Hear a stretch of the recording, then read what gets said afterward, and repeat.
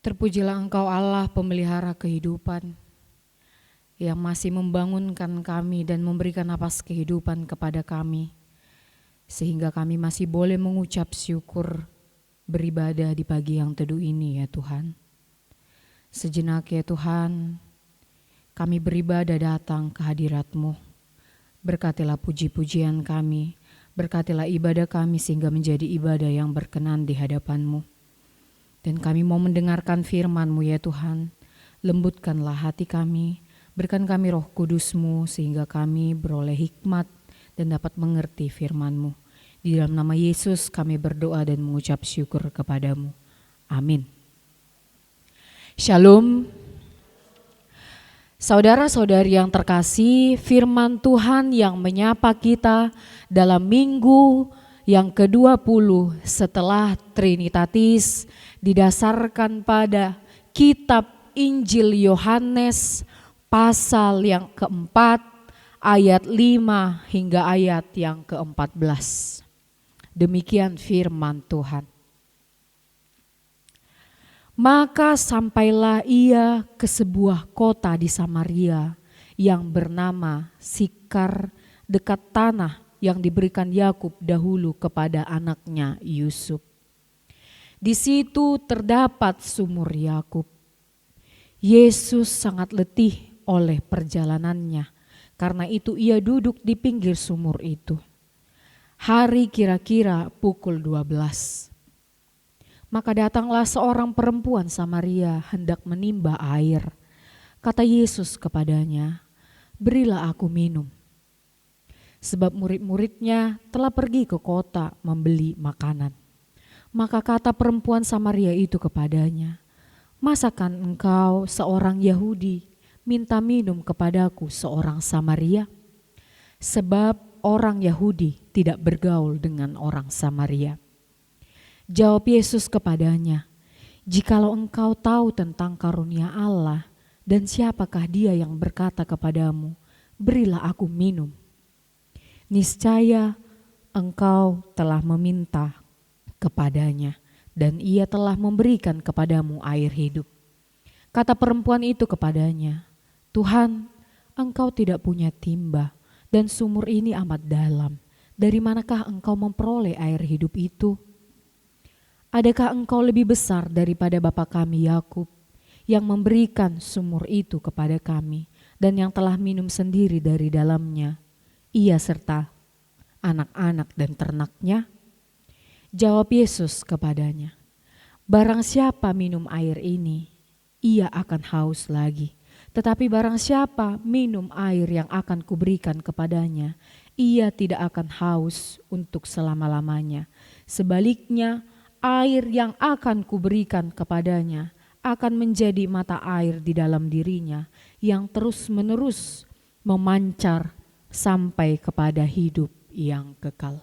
Demikianlah pembacaan firman Tuhan. Bapak, Ibu serta saudara-saudari yang terkasih di dalam Kristus Yesus, dalam perjalanan pelayanan Yesus memberitakan kabar sukacita tentang kerajaan Allah, yaitu dari Yudea menuju Galilea. Yesus bersama murid-muridnya harus melalui kota Samaria. Dan secara geografis, melalui Samaria adalah lebih dekat menuju Galilea. Yesus duduk di tepi sumur. Hari itu sangat terik. Yesus haus. Kehausan Yesus merupakan suatu gambaran kemanusiaan atau keaslian dari Yesus itu sendiri. Namun karena tidak ada timba, Yesus tidak dapat minum. Dia harus menunggu orang datang, baru dia dapat minum. Yesus duduk dan menunggu di sana. Tiba-tiba datanglah seorang perempuan, yaitu perempuan Samaria, yang hendak menimba air. Seorang Yahudi meminta minum dari seorang Samaria.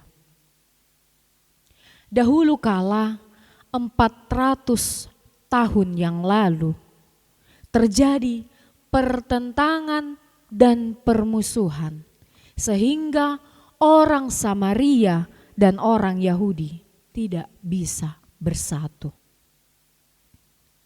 Berawal dari ketika bangsa Asyur menjajah bangsa Israel Utara, yaitu Samaria.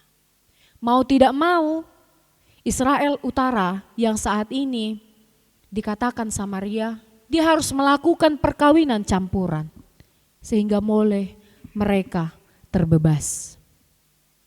Namun dalam hukum keyahudian, melakukan perkawinan campuran adalah suatu pelanggaran. Sehingga orang Samaria tidak dianggap lagi dalam hukum keyahudian. Kemurnian parsial mereka tidak diakui, bahkan mereka dikucilkan oleh bangsa Yahudi saat itu. Sehingga itulah yang membuat pertentangan antara bangsa Yahudi dan bangsa Samaria. Mereka mengingkari hukum, bahwa sebenarnya mereka tidak boleh melakukan perkawinan campuran. Namun kedatangan Yesus ke kota Samaria atau melalui kota Samaria untuk menuju kota Galilea bukan karena supaya lebih dekat secara geografis. Tapi kedatangan Yesus adalah ingin merobohkan tembok pemisah yang dibuat oleh manusia. Yaitu tadi akibat permusuhan tadi antara orang Yahudi dan orang Samaria. Makanya perempuan Samaria tadi heran, kenapa Yesus seorang Yahudi begitu ramah berkata kepada orang Samaria. Karena pada hakikatnya telah lama orang Samaria dan orang Yahudi tidak bersatu. Akibat dari pelanggaran hukum yang dilakukan oleh orang Yahudi. Yesus haus, dia ingin minum. Tapi perempuan Samaria saat itu tidak memberikannya. Karena mengingat pertentangan mereka. Kemudian Yesus berkata kepada perempuan itu, menawarkan air kehidupan. Perlahan-lahan perempuan itu tidak sadar. Dia heran dan tidak mengerti atas apa yang disampaikan oleh Yesus. Sesungguhnya saudara-saudari sekalian, untuk memahami nats firman Tuhan pada hari ini, alangkah lebih baik memang kita membaca satu perikop, supaya kita lebih tahu jalan ceritanya. Dan akhirnya si perempuan itu menyadari bahwa air kehidupan yang dimaksudkannya adalah untuk datang kepada Tuhan. Kenapa perempuan Samaria tadi datang siang hari mengambil air? Sesungguhnya pada zaman dahulu seorang perempuan itu datang mengambil air pagi-pagi dan beramai-ramai. Tapi perempuan Samaria yang satu ini dia datang mengambil air di siang hari karena dia dikucilkan saat itu. Dia merupakan perempuan yang memiliki banyak suami. Lalu Yesus mengatakan kepada dia, bila kita nanti membaca lebih mendalam satu perikop ini, bagaimana Yesus mengatakan, bawalah suamimu. Yesus mau mengajak bagaimana perempuan Samaria datang mengakui kesalahan dan dosa-dosanya. Perempuan Samaria digambarkan seperti diri kita, umat manusia, orang yang percaya, yang selalu merasakan kehausan. Kita haus bukan haus untuk mencari spiritual, tapi kita dominan haus mencari kebutuhan dunia, kita kurang puas atas apa yang kita miliki. Kita kurang puas atas apa yang boleh kita capai. Sesungguhnya sampai kapanpun, apapun yang ada di dunia ini, sampai kapanpun kita mencarinya, kita tidak akan puas. Kebahagiaan dan kepuasan yang sesungguhnya dapat kita temukan ketika kita mengorientasikan hidup kita kepada Tuhan. Karena Yesus adalah air kehidupan. Marilah kepadaku, hai kamu yang letih dan lesu dan berbeban berat. Aku akan memberi kelegaan kepadamu. Yesus memberikan air kehidupan kepada kita. Apakah kita mau menerimanya? Apakah kita masih mau tetap tinggal dalam dosa-dosa itu? Jika engkau mau menerima air kehidupan, marilah datang kepada Tuhan. Hanya Dia yang mampu memberikan kepuasan. Marilah mengaku atas dosa-dosa kita. Dalam Yesuslah ada kebahagiaan. Dalam nats ini juga yang mau kita lihat adalah dalam persaudaraan, baik itu individu maupun komunitas persekutuan, kita diajak untuk hidup rukun, menjauhkan yang namanya kebencian dan permusuhan. Meskipun ada dari orang-orang tertentu, ada dari kelompok-kelompok tertentu menentang suatu hukum. Hakikatnya manusia itu semuanya berdosa. Tidak ada yang sempurna. Kesempurnaan hanyalah milik Tuhan. Kemudian dari nats ini kita juga diajak, marilah kita semakin membenahi diri kita.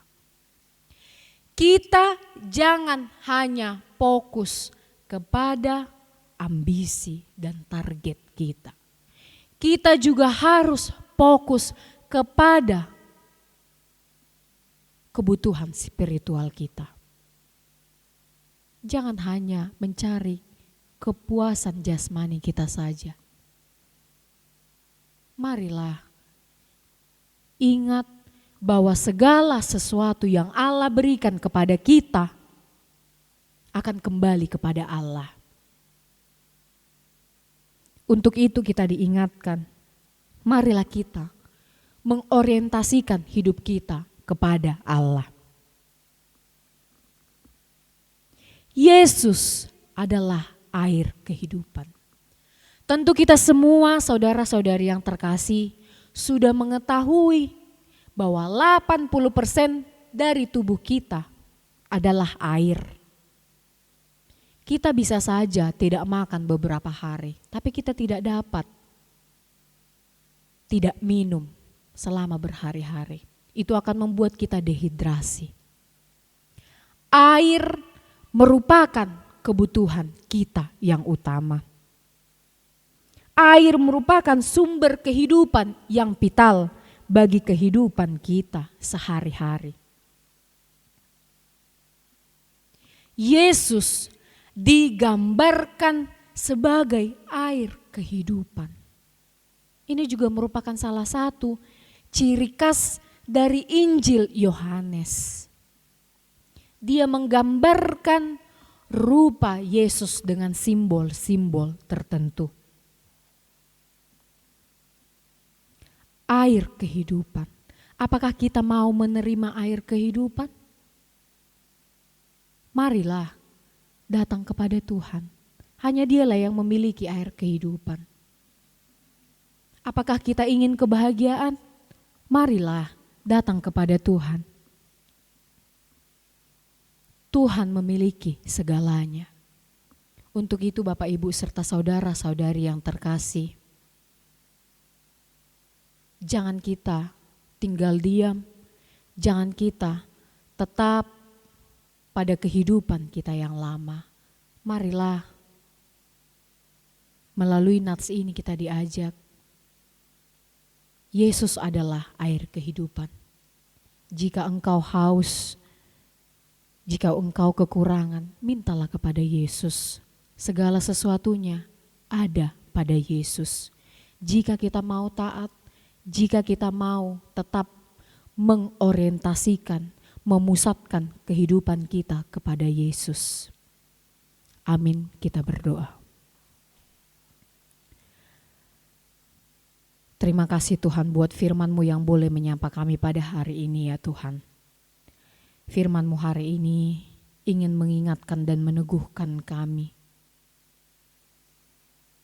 bahwa untuk memperoleh kepuasan, kami harus datang kepadamu, menyerahkan kehidupan kami sepenuhnya kepadamu. Jangan biarkan kami ya Tuhan hanya fokus kepada target dan ambisi di dalam kehidupan kami. Ingatkan kami Tuhan bahwa segala sesuatu kepunyaan kami adalah milik-Mu dan sewaktu-waktu akan Engkau ambil dan kembali kepadamu. Ingatkan kami ya Tuhan untuk juga mampu berbagi bagi sesama kami yang mengalami kekurangan, yang membutuhkan juga ya Tuhan. Ya Allah Bapa, kami berdoa buat jemaat-Mu yang sedang mengalami sakit dan duka. Biarlah Tuhan yang menghiburkan. Kami juga berdoa ya Tuhan buat gereja-Mu, HKBP. Secara keseluruhan baik di Indonesia maupun di seluruh dunia. Biarlah Tuhan yang senantiasa memberikan kedamaian, ketentraman, dan biarlah Tuhan yang juga memberkati setiap pelayan-Mu sehingga boleh memperlengkapi dirinya dengan baik ya Tuhan. Kami juga berdoa buat jemaat-Mu ya Tuhan. Biarlah Tuhan juga yang memberkati jemaat-Mu dan perhalado-Mu sehingga boleh satu hati sepikir, boleh mendukung setiap program, rencana gereja-Mu, secara khusus HKBP Balikpapan Baru, hanya untuk kemuliaan nama-Mu. Di atas semuanya itu ya Tuhan, semua harapan, cita-cita kami, kerinduan kami serahkan ke dalam tangan-Mu. Biarlah kehendak-Mu yang jadi di dalam kehidupan kami. Di dalam nama Yesus kami berdoa dan mengucap syukur kepada-Mu. Amin.